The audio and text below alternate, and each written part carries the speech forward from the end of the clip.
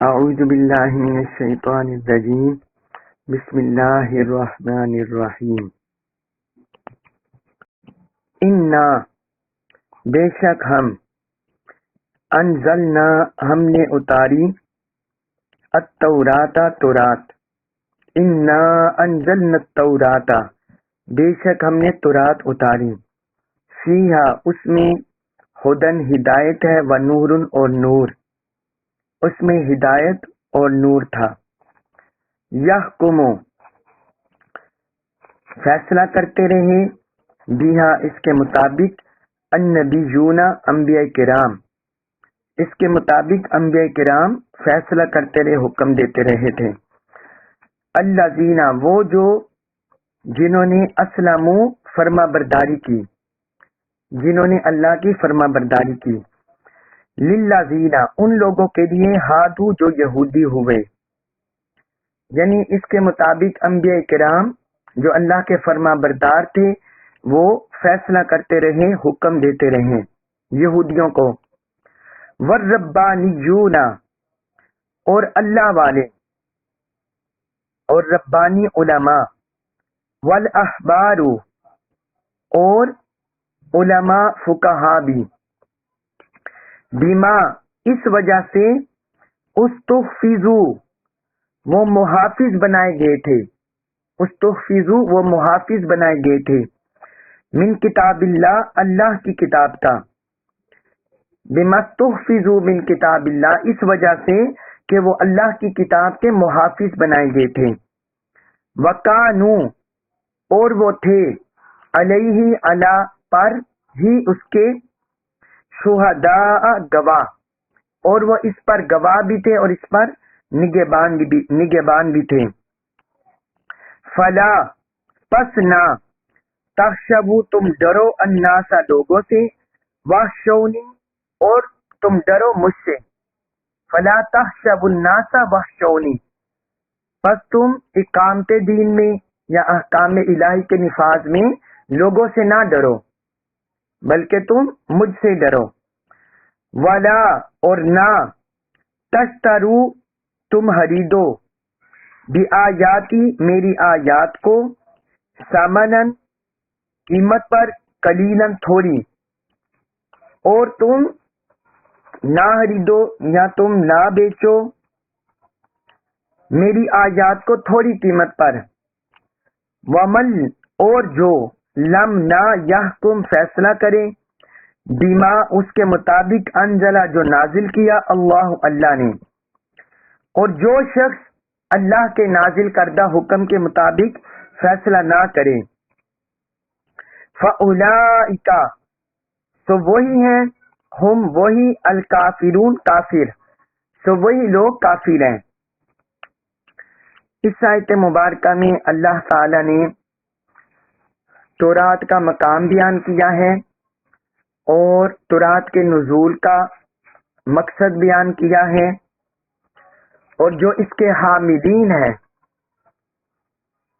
جنہوں نے اس کی ذمہ داری اٹھائی ان کے بارے میں بیان کیا ہے کہ وہ حاملین ان کی ذمہ داری کیا تھی اور پھر آگے اس کے نفاذ کے بارے میں جیسے انسان کا کردار ہونا چاہیے اس کا ذکر کیا ہے تو اللہ تبارک و تعالی نے فرمایا بے شک ہم نے ہی تورات نازل کی تھی اس میں ہدایت اور نور تھا یعنی جتنی بھی کتابیں اللہ تعالی نے اتاری چاہے تورات سے پہلے اتری یا تورات کے بعد میں اتری وہ ساری کتابیں اللہ کی طرف سے ہدایت اور نور تھی اپنے اپنے زمانے میں وہ ہدایت کا ذخیرہ تھی اور نور تھی بعد میں آنے والی قوموں نے جو ان کے متبعین ہوئے پیروکار ہوئے انہوں نے اس میں تحریف کی انہوں نے اس میں تبدیلی کی اس میں تعویلات نکالی اپنے دنیاوی اغراض و مقاصد کے لیے لیکن حقیقت میں وہ ساری تعلیمات اللہ کی طرف سے تھی جیسی منو ان اللہ تعالی نے اتاری جو ہم سورہ آل عمران کے شروع میں اس میں کچھ میں نے آپ کو ریفرنس بھی لکھوائے تھے تورات اور انجیل کے بارے میں کہ ان کی آیات آج بھی موجود ہیں آج بھی ان کتابوں میں وہ آیات موجود ہیں جن میں توحید کا درس ہے، رسالت کا درس ہے، آخرت کا درس ہے. یہ ساری تعلیمات بنیادی طور پر آج بھی ان کتابوں میں موجود ہیں. تو اللہ تعالیٰ نے فرمایا کہ ہم نے تورات کو اتارا، وہ ہدایت تھی اور نور تھا. یعنی یہ بات نہیں تھی کہ وہ معاذ اللہ اللہ کی اتاری ہوئی کتاب اس میں کوئی ضلالت یا لوگوں کی گمراہی کا کوئی راستہ تھا. نہیں، ہر کتاب جو بھی اللہ تعالیٰ نے اتاری وہ نور اور ہدایت پر مشتمل تھی. تو اسی بات کو اللہ تعالیٰ نے اس آیت مبارکہ میں بیان فرما دیا. جس طرح ہم پچھلی آیات میں پڑھتے چلے آ رہے ہیں کہ کس طرح یہودیوں نے کتاب الہ میں تحریفات کی، تو اس سے کسی کے ذہن میں یہ خیال نہ آئے کہ شاید تورات پڑھ کر انہیں یہ گمراہی ملی تھی. تو اس بات کو اللہ تعالی نے اپنے کلام میں واضح کر دیا کہ جتنی بھی انہوں نے تحریفات کی وہ خود اپنی طرف سے کی، اور جتنی بھی گمراہی اختیار کی وہ خود اپنی طرف سے وہ گمراہی کا رستہ انہوں نے اختیار کیا. پھر آگے فرمایا یحکم بها النبیون الذین اسلموا للذین ہادوا، کہ یہودیوں کے لیے انبیاء کرام اسی کے مطابق فیصلہ کرتے رہے. اب یہاں اللہ تعالی نے انبیاء کرام کے فیصلوں کا ذکر کیا کہ جو تورات حضرت موسیٰ علیہ السلام پر اتری اور ان کے بعد جتنے بھی انبیاء کرام آتے رہے، حضرت عیسیٰ علیہ السلام تک جتنے بھی انبیاء کرام آتے رہے، تو فرمایا اسی کے مطابق فیصلہ کرتے رہے. تورات کو نازل کرنے کا مقصد، کسی بھی کتاب کو نازل کرنے کا مقصد اللہ تعالیٰ کا یہ نہیں رہا کہ اس کی صرف تلاوت کر لی جائے، اس کو پڑھ لیا جائے، اس کو کسی گلدان میں یا اس کو کسی اس طرح لحاف میں اس کو لپیٹ کر اس کو سنبھال دیا جائے. یہ مقصد نہیں ہوتا کسی بھی کتاب کے نزول کا کہ محض اس کی قرات کر لی جائے اور اس کو خوب بنا سنوار کر سجا کر غلاف میں اسے بند کر دیا جائے، بلکہ کتاب الہی کے نزول کے مقصد ہر کتاب کا یہی رہا ہے کہ اس کے مطابق اپنے معاملات میں فیصلہ کیا جائے. جتنے بھی معاملات ہوں، جتنے بھی اختلافی معاملات ہوں، نظامی معاملات ہوں، سیاسی معاملات ہوں، معاشرتی معاملات ہوں، سماجی معاملات ہوں، وہاں سے اللہ کی اتاری ہوئی کتاب کے مطابق سے فیصلہ کیا جائے اور اس کے رہنمائی دی جائے. تو فرمایا انبیاء کرام اس کے مطابق فیصلے کرتے رہے، حکم دیتے رہے. اور یہودیوں کو جو اس کتاب کے پیروکار تھے، اور پھر ساتھ انبیاء کرام کی یہ خوبی بھی بیان فرمائی، الذین اسلموا، وہ خود بھی فرما بردار تھے. یعنی اس کا یہ مطلب نہیں کہ وہ صرف لوگوں کے درمیان فیصلہ کرتے اور لوگوں کے درمیان حکم نافذ کرتے اور خود انحراف کرتے یا خود عمل نہ کرتے. یہ بات نہیں کہ فرمایا وہ انبیاء کرام لوگوں کے درمیان اس کے مطابق فیصلے بھی کرتے اور وہ خود اللہ کے فرما بردار بھی تھے. یعنی وہ خود اپنی ذات پر بھی ان احکام کو نافذ کرتے. جس طرح قرآن نے بعض مقامات پر بیان کیا ہے یہودیوں کے بارے میں، فرمایا اتأمرون الناس بالبر وتنسون انفسکم، کہ تم لوگوں کو نیکی کا حکم دیتے ہو اور اپنے آپ کو بھول جاتے ہو. یعنی مطلب یہ ہے کہ لوگوں کو تو نیکی کی طرف بلاتے ہو، عبادت کی طرف، اللہ کی بندگی کی طرف، طاعت کی طرف، احکام کی طرف، لیکن اپنی ذاتوں پر نافذ نہیں کرتے. تو یہی بات اللہ تعالیٰ نے یہاں بیان فرمائی کہ انبیاء کرام ان کے درمیان فیصلہ کرتے رہے اس تورات کے مطابق، لیکن وہ خود بھی اس کے فرما بردار تھے، اللہ کے احکام کے فرما بردار تھے. تو اس میں جو تورات کو ماننے والے ہیں ان کے لیے تنبیہ ہے کہ اگر تم تورات کو مانتے ہو تو پھر اس کے احکام کو اپنے اوپر نافذ بھی کرو، پھر ساتھ آگے فرمایا والربانیون والاحبار، کہ انبیاء کرام بھی اس کے مطابق فیصلہ کرتے رہے، اور والربانیون، جو اللہ والے ربانی علماء تھے، رب والے علماء، زاہد متقی علماء۔ ربانی کا مطلب ہے جو رب کی پہچان رکھنے والے علماء، اور احبار کا مطلب ہے ان کے قاضی، ان کے فقہا، یہ مراد ہے جو ظاہری علوم، شریعت کا علوم رکھنے والے۔ تو فرمایا جو ان کے ربانی علماء اور ان کے فقہا، وہ بھی اس کے مطابق فیصلہ کرتے رہے۔ یعنی یہ جو تحریفات ہوئی ہیں یہ بعد میں آنے والے لوگوں نے اس میں شامل کی ہے۔ جو ان کے اندر اسلاف تھے، ان کے جو بزرگ تھے، اکابر بزرگ، اللہ تعالی نے فرمایا کہ وہ بھی اس کے مطابق فیصلہ کرتے رہے، تورات کے مطابق۔ تو کس وجہ سے آگے ان کی مزید اللہ تعالی نے دو خوبیاں بیان کی، ربانی اور الاحبار، ان دونوں کی، بِمَسْتُحْفِظُوا مِن کتاب اللہ، کہ وہ کتاب اللہ کے نگہبان بنائے گئے تھے، وَكَانُوا عَلَيْهِ شُهَدَاءَ، اور وہ اس پر شہید بھی تھے، گواہ بھی تھے، نگہبان بھی تھے۔ بِمَسْتُحْفِظُوا مِن کتاب اللہ، وہ کتاب اللہ کے امانت دار بھی بنائے گئے، اس کے محافظ بھی بنائے گئے، اور اس پر نگہبان بھی تھے۔ تو جو کتاب الہی کے حاملین ہوتے ہیں ان میں یہ دو خوبیاں پائی جانی چاہیے، کتاب الہی کے حاملین کی دو خوبیاں، اور اگر پچھلی ملا لیں الذین اسلموا، یہ تین خوبیاں بن گئی کہ جو کتاب الہی کے حاملین ہیں ان میں یہ تین خوبیاں ہونی چاہیے۔ پہلی یہ کہ وہ کتاب الہی کے احکام کو اپنی ذاتوں پر نافذ کرے، اپنی ذات پر نافذ کرے، اور دوسرا وہ اس کے احکام کو نہ چھپائیں، اس کے احکام کو نہ چھپائیں بلکہ اس کے احکام کو لوگوں کے لیے بیان کریں، وہ امانت دار بن کر رہیں، اس میں بددیانتی اور خیانت نہ کرے۔ یہ دوسری خوبی۔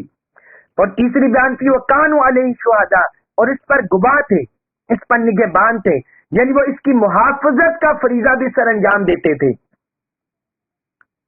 اگر کوئی اس میں رد و بدل کرنا چاہتا، تبدیلی کرنا چاہتا، اپنی طرف سے کوئی باطل خیالات، کوئی ضلالت، کوئی گمراہی، کوئی بدعات اس میں شامل کرنا چاہتا تو وہ اس کے نگہبان بھی تھے، اس کی محافظت کرتے، اس کی محافظت کرتے۔ اور ساتھ دو خوبیاں اور بھی اللہ تعالیٰ نے بیان کی، یہ کل 5 خوبیاں ہو گئی، کتاب اللہ کے حاملین کی 5 خوبیاں۔ چوتھی خوبی بیان کی فَلَا تَخْشَوُا النَّاسَ وَاخْشَوْنِی، بس نہ تم ڈرو لوگوں سے، وَاخْشَوْنِی، اور مجھ سے ڈرو۔ اور اگر 3 خوبیاں لے لیں اوپر والی تو یہ جو 2 ہیں یہ اللہ تعالی نے جو موجودہ دور کے یہودی ہیں، موجودہ دور کے ماننے والے، ان کو خطاب کیا کہ جس طرح تمہارے اسلاف اس کتاب الہی کی حفاظت کرتے رہے اور اس کتاب الہی کے نگہبان رہے اور اپنی ذاتوں پر نافذ کرتے رہے، تو اللہ تعالی نے فرمایا بس تم بھی لوگوں سے نہ ڈرو، مجھ سے ڈرو۔ دنیا کے مال کے لیے، اغراض و مقاصد کے لیے اور دنیا کمانے کے لیے تم لوگوں سے نہ ڈرو کہ اگر تم نے تورات کے احکام کو نافذ کر دیا تو لوگ تمہاری جان کے در پہ ہو جائیں گے، تمہیں مالی نقصان پہنچائیں گے۔ اللہ تعالیٰ نے فرمایا ایسا نہیں ہونا چاہیے، بلکہ لوگوں سے ڈرنے کی بجائے مجھ سے ڈرو۔ تو اس کتاب الہی کے احکام کو کما حق کو نافذ کرو، لوگوں تک پہنچاؤ۔ وَلَا تَشْتَرُوا بِآيَاتِ ثَمَنًا قَلِيلًا، اور نہ تم فروخت کرو میری آیات کو تھوڑی سی قیمت پر۔ دنیا کمانے کے لیے، دنیا کا مال پانے کے لیے میری آیات کو فروخت نہ کرو، میری آیات کو مت بیچو۔ دنیا کا مال کمانے کے لیے، دنیا بنانے کے لیے میری آیات کو فروخت مت کرو۔ یہ جو موجودہ تورات کے متبعین ہیں، ماننے والے ہیں، اللہ تعالی نے ان کو حکم دیا کہ تم یہ دونوں خوبیاں اپنے اسلاف کے اپنے اندر پیدا کرو۔ اور یہ تورات کے حکم کے ساتھ ساتھ اور ان کے پیروکاروں کے حکم کے ساتھ ساتھ اس میں مسلمانوں کو بھی حکم ہے کہ جس طرح ان کے اسلاف بزرگان دین ربانی اور ان کے انبیاء کرام اور ربانی علماء اور ان کے فقہا جس طرح تورات کو اپنی ذات پر نافذ کرتے رہے، تورات کی حفاظت کرتے رہے، تورات کے نگہبان بنتے رہے، اسی طرح اللہ تعالیٰ نے کتاب اللہ قرآن کے جو علماء ہیں، قرآن کے فقہا ہیں، محدثین ہیں، مفسرین ہیں، ان پر بھی یہ ذمہ داری عائد کر دی کہ تم نے بھی قرآن کی محافظت کا فریضہ سر انجام دینا ہے، قرآن کے احکام کو اپنی ذات پر نافذ کرنا ہے، اور اس کی محافظت کا کہ لوگ اس کی تعلیمات میں برائی کو شامل نہ کریں، ضلالت گمراہی کو شامل نہ کرے، اس کی تعلیمات کو گڈ مڈ نہ کرے، حق اور باطل کی آمیزش نہ کرے، حق اور باطل کی آمیزش نہ کرے۔ پھر آگے فرمایا وَمَن لَّمْ يَحْكُم بِمَا أَنزَلَ اللَّهُ، اور جس شخص نے اللہ کے نازل کردہ حکم کے مطابق فیصلہ نہ کیا، فَأُولَٰئِكَ هُمُ الْكَافِرُونَ، تو فرمایا یہی لوگ ہی کافر ہیں، تو وہی لوگ کافر ہیں، یعنی جیسا اللہ تعالی نے حکم اتارا اس کے مطابق فیصلہ نہ کیا، دنیا کو کمایا، دنیا کے اغراض مقاصد کو حاصل کیا، اللہ کے احکام کو پس پش ڈال دیا، جس طرح ہم پا رہے ہیں کہ انہوں نے رجم بدکاری کے معاملے میں حکم کے ساتھ کیا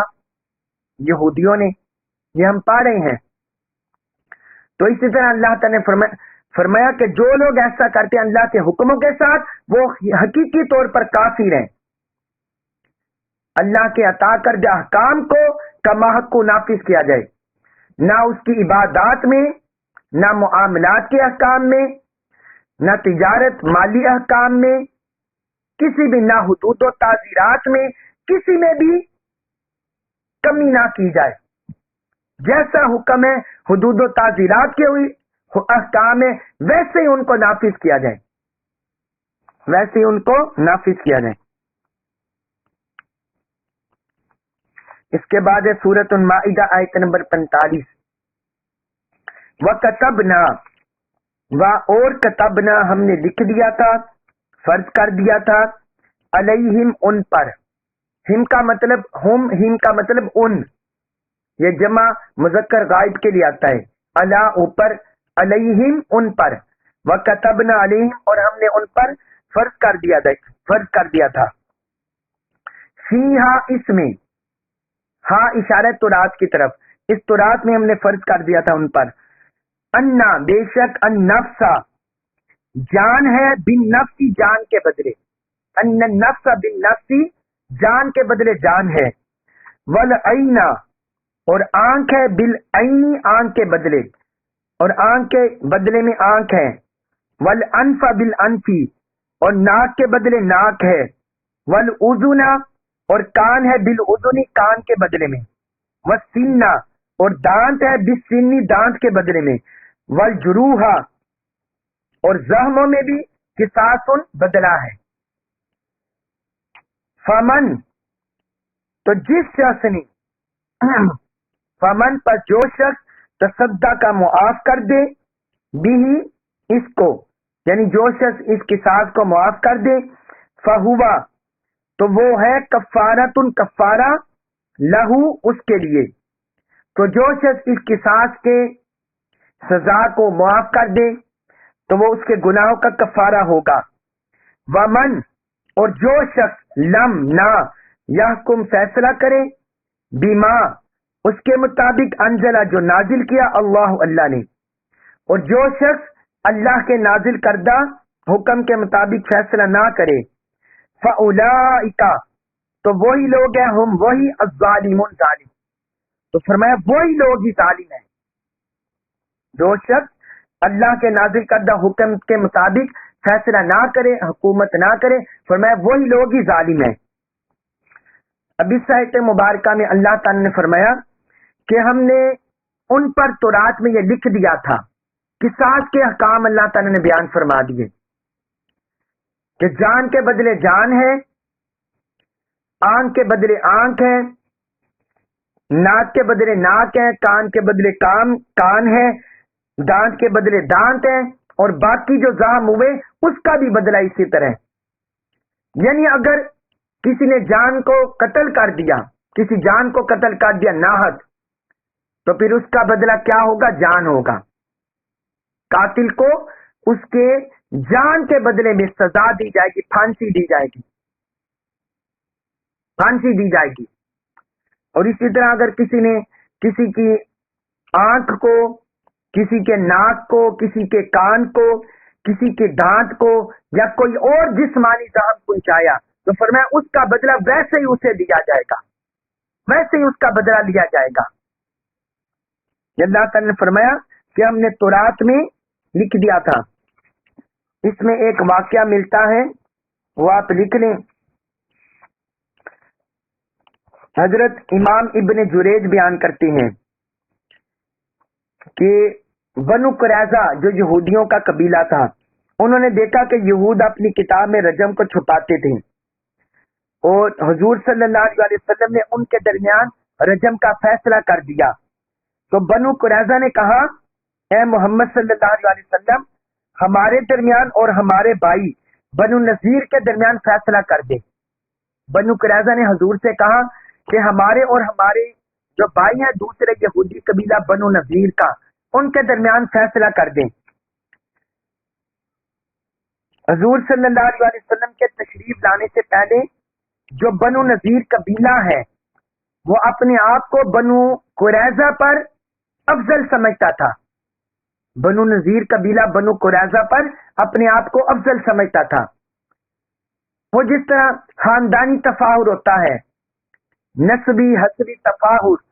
तो इसी में बनु नज़ीर मुलव्वस था। वो बनु कुरैज़ा पर अपने आप को अफजल गर्दानता था, अफजल समझता था। अगर बनु नज़ीर में से कोई शख्स बनु कुरैज़ा के किसी बंदे को कत्ल कर देता, तो वो उसे आधी दियत देते थे, वो उसे आधी दियत देते थे। और अगर बनु कुरैज़ा का कोई बंदा इनके बंदे को कत्ल कर देता, तो वो उससे पूरी दियत लेते थे। क्योंकि किसास में तो यही है ना, या तो कातिल को मकतूल के इवज कत्ल किया जाएगा, या उसके बदले में दियत ली जाएगी। यानी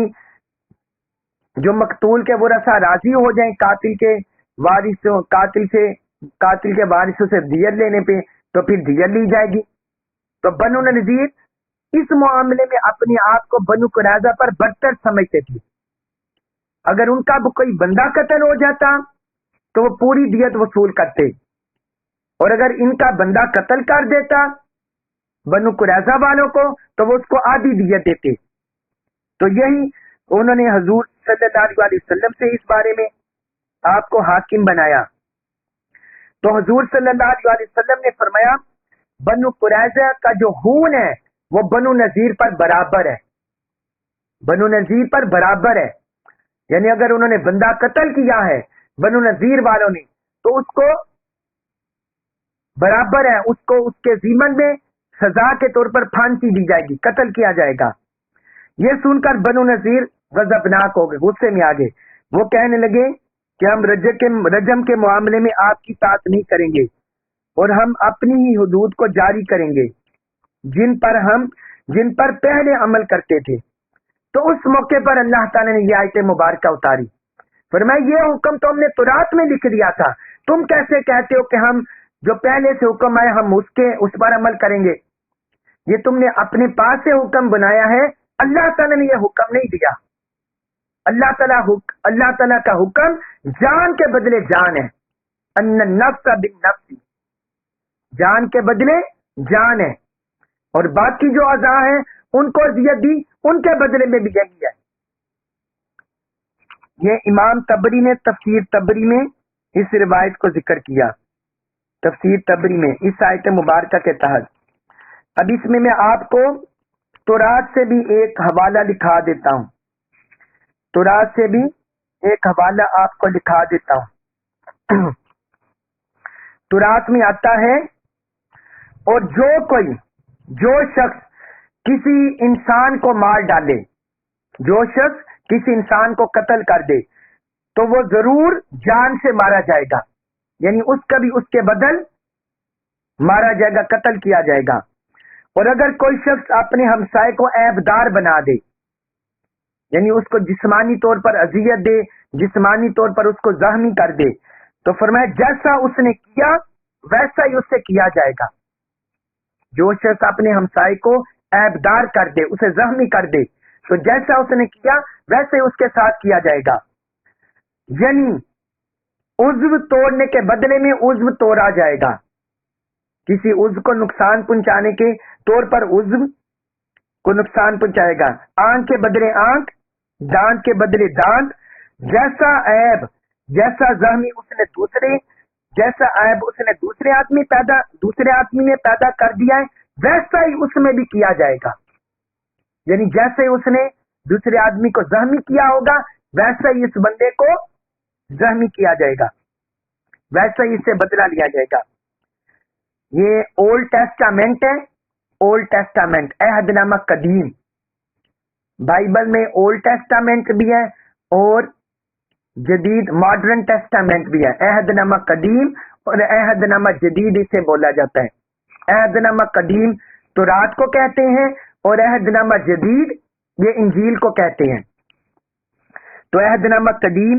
اس کی کتاب ہے اخبار، باب 24 آیت 20-21، آیت نمبر 20 اور 21۔ اسی طرح کتاب مقدس ہے صفحہ 118،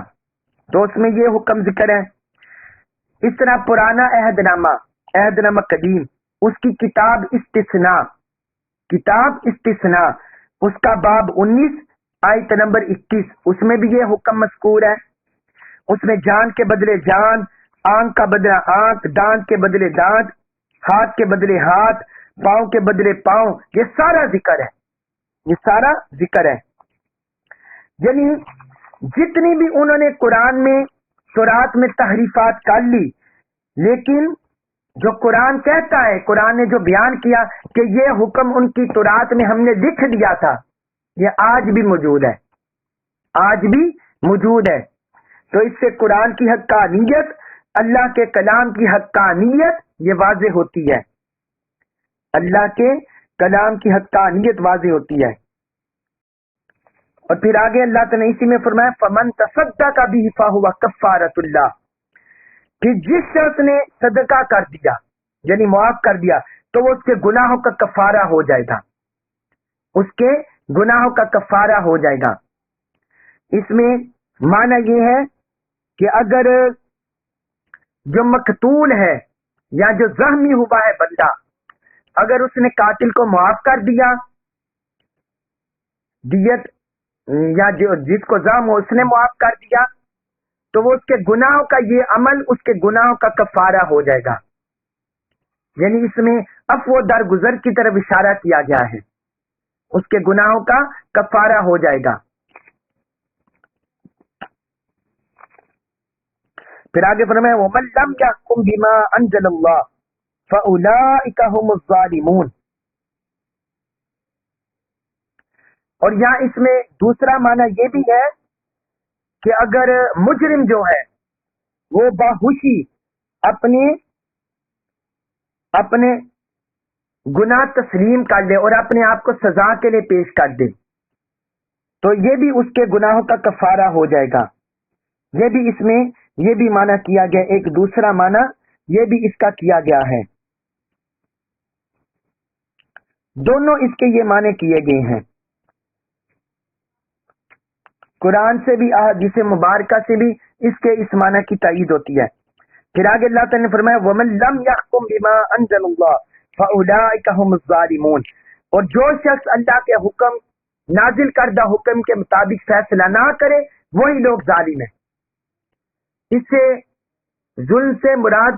یہ نہیں ہے کہ صرف وہ اپنی جان پر ظلم کرنے والے، بلکہ اس سے مراد ہے کہ وہ اللہ کے باغی ہیں، اللہ کے باغی ہیں۔ جس طرح قرآن میں اللہ تعالی نے شرک کو فرمایا نا ان الشرک لظلم عظیم، کہ شرک بڑا ظلم ہے، تو اسی طرح یہاں مراد وہی ظالم ہے کہ یہ انہوں نے وہ حرام کے مرتکب ہونے والے ہیں، وہ حق کو چھوڑنے والے ہیں. یہاں مراد وہ ظالم ہے، یہ عام ظالم نہیں مراد، بلکہ وہ حق کو چھوڑنے والے، گناہ کبیرہ کے مرتکب ہونے والے ہیں اور باطل کو اپنانے والے ہیں، ایسے ظالم ہیں وہ. تو فرمایا وہی لوگ ظالم ہیں. پھر اس کے بعد ہے آیت نمبر 46، اس میں اللہ تعالی نے فرمایا وَقَفَّيْنَا، اور ہم نے پیچھے بھیجے، کفینا اور پیچھے بھیجے، اور ہم نے پیچھے بھیجے یعنی بعد میں بھیجے، علی اوپر، آثارہم ان کے نقوش قدم پر، اور ہم نے ان کے نقوش یعنی ان انبیاء کرام کے نقوش قدم پر ہم نے پیچھے بھیجے، بعیسیٰ بن مریم، بعیسیٰ بن مریم، عیسیٰ بن مریم کو ہم نے ان کے نقوش قدم پر ان کے پیچھے عیسیٰ بن مریم کو بھیجا. مصدقاً، وہ تصدیق کرنے والے تھے، لما اس کی، بین یدی، اپنے سے پہلے، من التورات، تورات کی، یعنی اپنے سے پہلے کتاب کی، تورات کی تصدیق کرنے والے تھے. وآتینا، اور ہم نے عطا کی، ہو انہیں، الانجیل، انجیل، اور ہم نے انہیں انجیل عطا کی، فیہ اس میں، ہدن ہدایت کی، و نور اور نور، اور اس انجیل میں بھی ہدایت اور نور تھا. وہ مصدقاً، اور وہ تصدیق کرنے والی تھی، لما اس کی، بین یدی، اپنے سے پہلے کتاب کی، من التورات، تورات کی، اور وہ اپنے سے پہلے کتاب تورات کی تصدیق کرنے والی تھی. وہدن، اور ہدایت تھی، وموعظۃ، اور نصیحت تھی، للمتقین، پرہیزگاروں کے لیے، اور وہ ہدایت تھی اور پرہیزگاروں کے لیے نصیحت تھی. اب اس آیت مبارکہ میں اللہ تعالی نے فرمایا کہ یہ انبیاء کرام کو بھیجنے کا سلسلہ یہ جاری رہا، یہ بنی اسرائیل میں اور حضرت موسیٰ علیہ السلام کے بعد فرمایا یہ جاری رہا. تو ہم نے ان کے پیچھے ان انبیاء، یہاں مراد ہے ان انبیاء کرام کے نقوش قدم پر، جو انبیاء کرام تورات کے اوپر آیا نا، یحکم بہ النبیون، کہ تورات کے اس حکم کو نافذ کرتے رہے انبیاء کرام. تو یہاں فرمایا کہ ہم نے ان انبیاء کرام کے پیچھے ان کے نقوش قدم پر، ان کی راہ پر ہم نے عیسیٰ بن مریم کو بھیجا. تو اس سے ہمیں پہلی بات تو یہ سمجھ آئی کہ جتنے بھی انبیاء کرام تشریف لائے ہیں وہ اپنی دعوت کے لحاظ سے، اپنے مزاج کے لحاظ سے، اپنے کردار کے لحاظ سے ایک ہی ہیں، ایک ہی پیج پر رہے ہیں. ان کا کردار، ان کا مزاج اور ان کی دعوت ایک ہی رہی ہے، وہ ایک ہی پیج پر، ون پیج پر رہے ہیں. ان کے کردار میں، ان کی دعوت میں کوئی فرق نہیں آیا. تو یہاں اللہ تعالیٰ نے علی آثارہم کہہ کر اسی بات کی طرف اشارہ کیا ہے کہ جیسے وہ انبیاء کرام تورات کے حکم کو نافذ کرتے رہے، اسی طرح ان کے نقوش قدم پر ہم نے عیسیٰ بن مریم کو بھیجا. عیسیٰ بن مریم کو انہی کے نقوش قدم پر ہم نے بھیجا، ان کے پیچھے بھیجا. یعنی وہ بھی کردار کے لحاظ سے پچھلے انبیاء کرام جیسے ہی تھے، ان میں کوئی فرق نہیں تھا. جس طرح یہود و نصارہ نے آپس میں فرق ڈال دیا، یہود و نصارہ نے فرق کر دیا نا. یہودی کہنے لگے کہ ہمارے یہی نبی ہیں، ہم انہی کو مانتے ہیں، حضرت عیسیٰ کو ماننے سے انکار کر دیا. اسی طرح عیسائیوں نے یہودیوں کا انکار کر دیا، تورات کا انکار کر دیا، اور جو حضرت موسیٰ علیہ السلام اس کا انکار کر دیا. تو اللہ تعالیٰ نے فرمایا یہ ایک ہی پیج پر تھے. اللہ تعالیٰ کا شکر ہے کہ اللہ تعالیٰ نے اہل ایمان ہمارے اندر یہ جو انبیاء کرام کے درمیان فرق کرنا اور انبیاء کرام کے درمیان جدائی ڈالنا، اللہ تعالیٰ نے ہمیں اس سے محفوظ رکھا ہے. اللہ کا بڑا شکر ہے، بڑا کرم ہے. تو فرمایا ہم نے ان کے پیچھے، ان کے نقوش قدم پر عیسیٰ بن مریم کو بھیجا. مصدقا لما بین یدی من التورات، تو وہ کیا،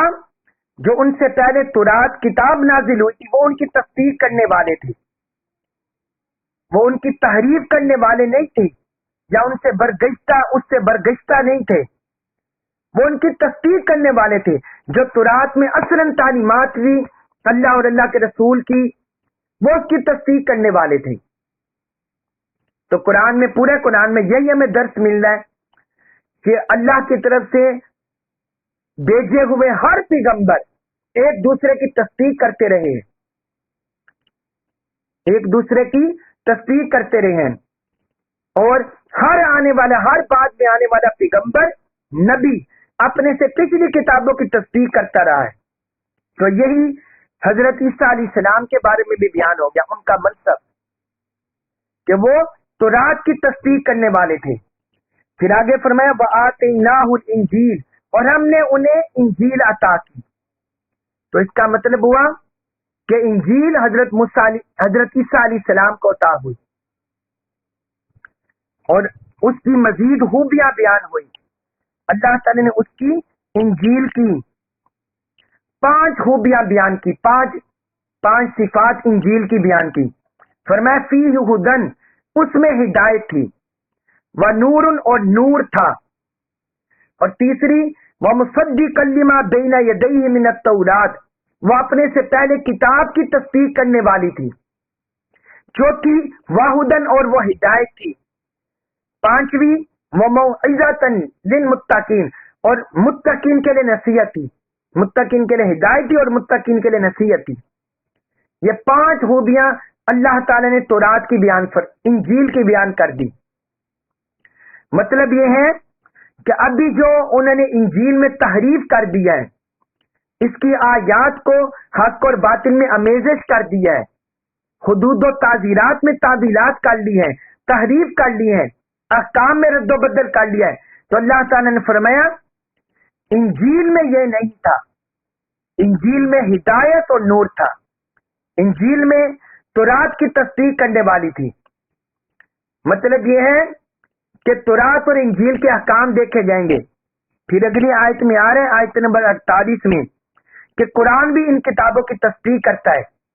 تو چونکہ ان دونوں کتابوں میں تحریف ہو گئی ہے، لہذا قرآن کو کسوٹی بنایا جائے گا، قرآن پر ان دونوں کتابوں کو پرکھا جائے گا۔ اگر ان کی تعلیمات قرآن کے مطابق ہوئی، جو آیت وہ حق اور سچ ہوگی، اور جو قرآن سے تضاد کرتی ہوگی، اس کا مطلب یہ ہوگا کہ وہ انہوں نے اپنے پاس سے امیزش کر دیا، تحریف کر دیا۔ لیکن حقیقت میں یہ 5 خوبیاں انجیل میں موجود تھی، انجیل میں یہ موجود تھی، یہ 5 خوبیاں، 5 صفات انجیل میں موجود تھی۔ اور پھر آگے اللہ تعالیٰ نے فرمایا آیت نمبر 47 میں وَلْيَحْكُمْ، اور فیصلہ کرنا چاہیے، اہل الانجیل، اہل انجیل کو، بما، اس کے مطابق، انزل، نازل کیا، اللہ نے فیہ، اس میں۔ فرمایا اہل انجیل کو اس حکم کے مطابق فیصلہ کرنا چاہیے جو اللہ نے نازل کیا، ومن، اور جو لم، نہ یحکم، فیصلہ کرے، بما، اس کے مطابق، انزل، جو نازل کیا، اللہ نے۔ اور فرمایا جو شخص اللہ کے نازل کردہ حکم کے مطابق فیصلہ نہ کرے، فَأُولَئِكَ، تو وہی لوگ ہیں، ہم الفاسقون، وہی لوگ فاسق ہیں، فَأُولَئِكَ، تو وہی لوگ ہیں، اولئک، وہی الفاسقون، فاسق، تو وہی لوگ فاسق ہیں۔ جس طرح اللہ تعالیٰ نے آیت نمبر 44 میں تورات کے نزول کا مقصد ساتھ بیان کر دیا کہ تورات کے نزول کا مقصد یہ ہے کہ اس کے احکام کے مطابق انبیاء کرام نے بھی فیصلے کیے اور ربانیین اور احبار نے بھی فیصلے کیے۔ اب یہاں انجیل کے نزول کا مقصد بھی اللہ نے بیان کر دیا۔ فرمایا انجیل کے نزول کا مقصد بھی یہی تھا کہ اہل انجیل جو حکم اللہ نے احکام نازل کیے اس کے مطابق فیصلہ کرے، اس کے مطابق فیصلہ کریں، عبادات میں، معاملات میں، حدود و تعزیرات میں اس کے مطابق فیصلہ کرے، اپنی منمانی تعبیرات سے، اپنے دنیا کے اغراض و مقاصد کے لیے، یا اپنے مقدمات باطل طاغوت کے پاس، شیطانی قوتوں کے پاس، منافقوں کے پاس، ان کے پاس نہ لے جائے، اپنے مقدمات کے فیصلے انجیل کے مطابق کریں، انجیل کے مطابق کریں. یہ نہ ہو کہ اس کے غلاف میں لپیٹ کر، جس طرح وہ آج کل کرسچین کر رہے ہیں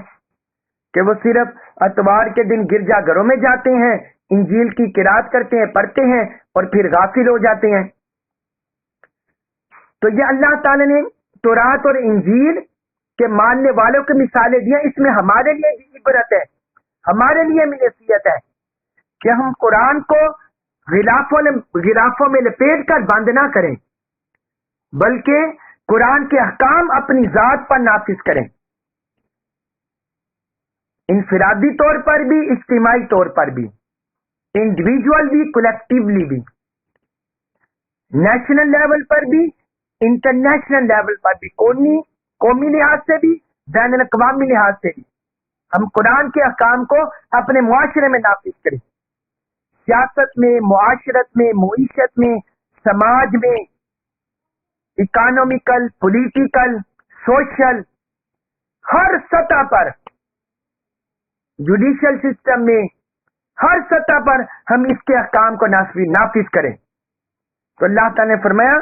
جو اللہ کے نازل کردہ احکام کے مطابق فیصلہ نہیں کرتے فَأُولَٰئِکَ هُمُ الْفَاسِقُونَ، تو وہی لوگ فاسق ہیں. فاسق کا مطلب صرف گناہ یہاں نہیں ہے، وہ فقہی لحاظ سے فاسق کا مطلب یہ بھی بنتا ہے گناہ گار، لیکن یہاں مراد ہے جو اللہ کے احکام سے منہ پھیرتے ہیں، اراض کرتے ہیں، تو وہ یعنی اللہ کے آگے مجرم بنتے ہیں، اللہ کے مجرم بنتے ہیں، اللہ کے باغی بنتے ہیں، اللہ کے نافرمان بنتے ہیں، تو وہ لوگ فاسق ہیں. تو آپ یہ دیکھیے کتنی سخت احکام نازل کیے. آیت نمبر 44 میں فرمایا کہ جو اللہ کے نازل کردہ احکام کے مطابق فیصلہ نہیں کرتے، فرمایا وہ لوگ کافر ہیں. آیت نمبر 45 میں فرمایا کہ جو لوگ اللہ کے نازل کردہ احکام کے مطابق فیصلہ نہیں کرتے وہ لوگ ظالم ہیں. اور تیسرے مقام پر آیت نمبر 47 میں فرمایا کہ جو لوگ اللہ کے نازل کردہ احکام کے مطابق فیصلہ نہیں کرتے وہ لوگ فاسق ہیں. یعنی اصل میں ان کتابوں کے نازل کرنے کا مقصد، کتاب الہی کو نازل کرنے کا مقصد یہ ہے کہ اس کے احکام کے مطابق فیصلے کیے جائیں، اپنی زندگیوں پر اور معاشرے پر اس کے احکام کو نافذ کیا جائے. یہ اس کا حقیقی مقصد ہے. اللہ تبارک و تعالی ہمیں قرآن مجید کا کمال کو فہم نصیب فرمائے اور ہمیں اسے اپنی زندگیوں پر، اپنی ذاتوں پر، معاشرے میں ہمیں یہ استطاعت توفیق عطا فرمائے کہ ہم اسے نافذ کر سکیں. وما علیہ الا البلاغ المبین.